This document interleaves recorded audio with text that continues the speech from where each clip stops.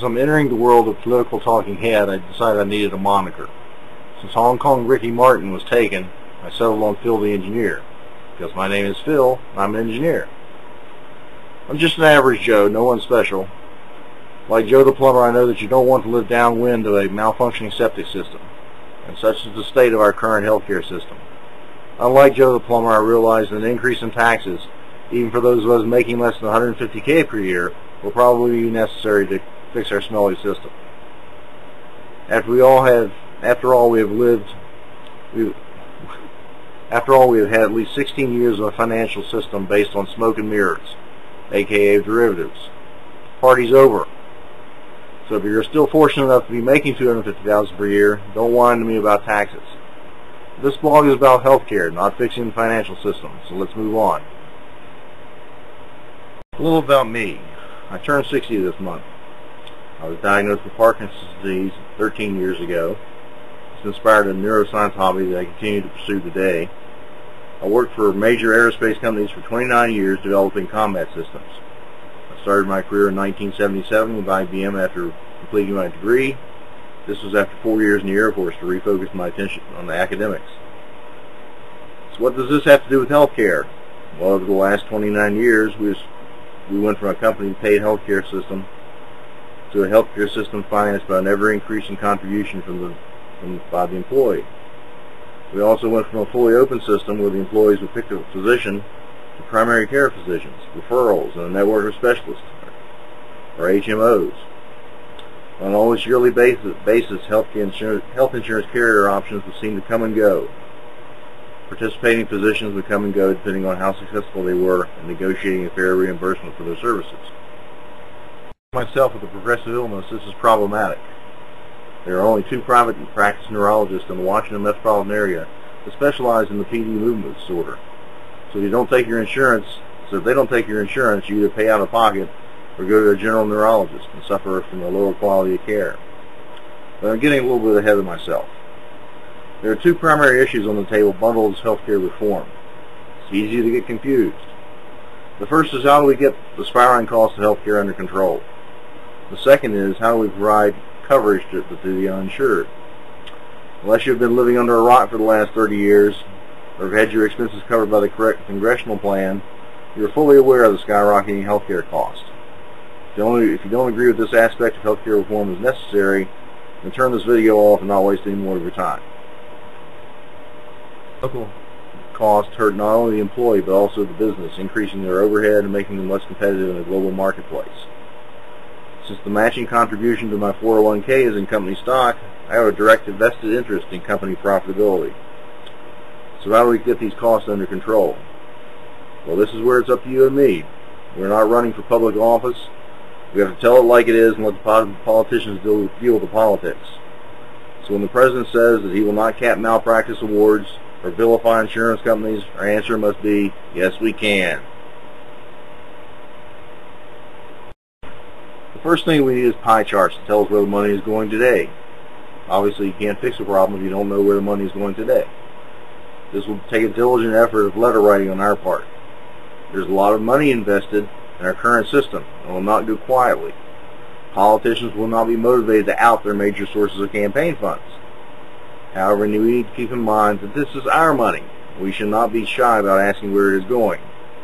Insurance companies get money from our premiums. We indirectly pay malpractice insurance premiums through our payments to the physicians. Large malpractice awards that go far beyond fair compensation is an abuse of the system and cost us money. So throughout this process, we need to understand who is frittering away our money and correct the problem. We also need to be prepared to accept some of the blame ourselves. Obesity, smoking, sexually transmitted diseases, etc. increase healthcare costs. What do we plan to do about these? And let's hold ourselves accountable. 2 key fundamentals that affect the cost of healthcare.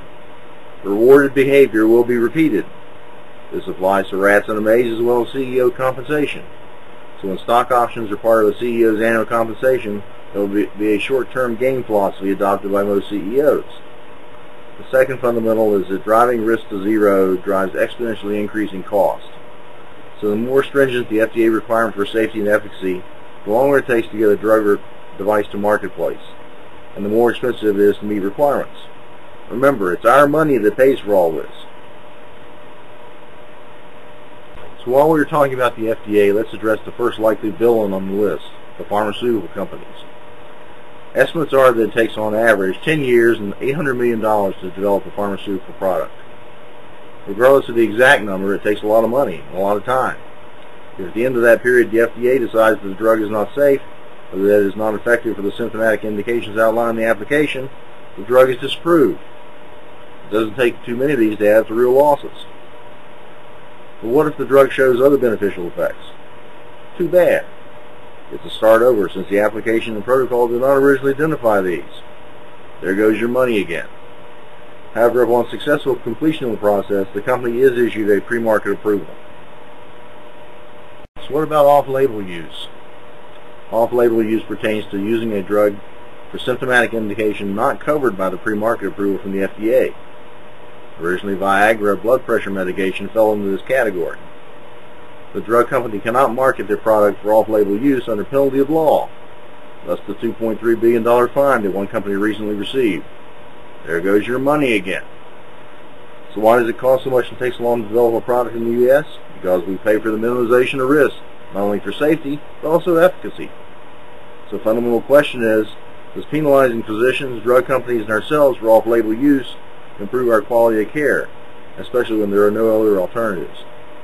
There's no doubt that pharmaceutical companies and their executives make a lot of money, but they are in a high-risk game. If they don't test their product enough and it proves unsafe, they get sued. If they do test their product enough, but eventually it does prove unsafe anyway, they get sued. If their product shows in usage is not very effective, they can get sued. We live in a litigation-happy nation, but again, that award comes from your money. I'm not defending pharmaceutical companies. Like most American executives, compensation has gotten way out of line. But our demand for perfection, zero risk, drives the cost of our health care. Our next victim on the list, let's choose the malpractice insurance providers. Obviously, they must be vilified, since skyrocketing malpractice costs are cited as the cost for the elimination of obstetrics in many family practices. But the insurance companies will cite the increased caseload of physicians as justification for higher premiums. Physicians trying to stay in business may be scheduling patients every 10 minutes. The probability of errors increase, especially if the physician is stressed or fatigued. The insurance industry will also cite unbridled malpractice awards as justification for higher premiums. Juries typically don't consider the insurance company money their money, so they give it away foolishly. But the cost will eventually get passed back to us. So for the next victim on our list, let's choose the healthcare insurance providers. Obviously, they must be vilified, since their CEOs make a lot of money. They deny claims. They enforce lifetime maximums. They refuse to pay for pre-existing conditions. They lower reimbursements to physicians to the point where some give up and leave private practice. They increase your premiums and copays annually. They deny coverage on your pharmaceuticals.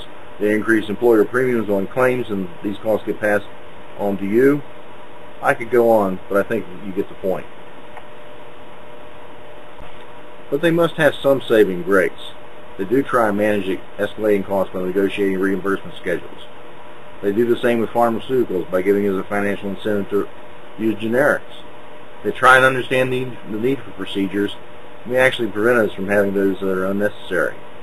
Obviously, this can be a double-edged sword. They try and manage payouts consistent with their budgets. Their budgets come from our premiums and their investments. The larger the percentage of insured over the age of 40, the higher the probability that they will be paying for high-dollar procedures. Heart bypass surgery, cancer surgery, and treatment, and the list, of course, goes on. Healthcare is very complicated and highly political issue. We must be diligent in our oversight of Congress, and let's not be shy about sharing our opinions and our solutions. It's our money. We want a law that is for us and not one by the special interest for the special interest. This won't be easy. Our first demand, where are the pie charts showing where the money is going today? We won't know how to implement universal health care if we don't know how the system works today and where the money goes. I thank you for your time.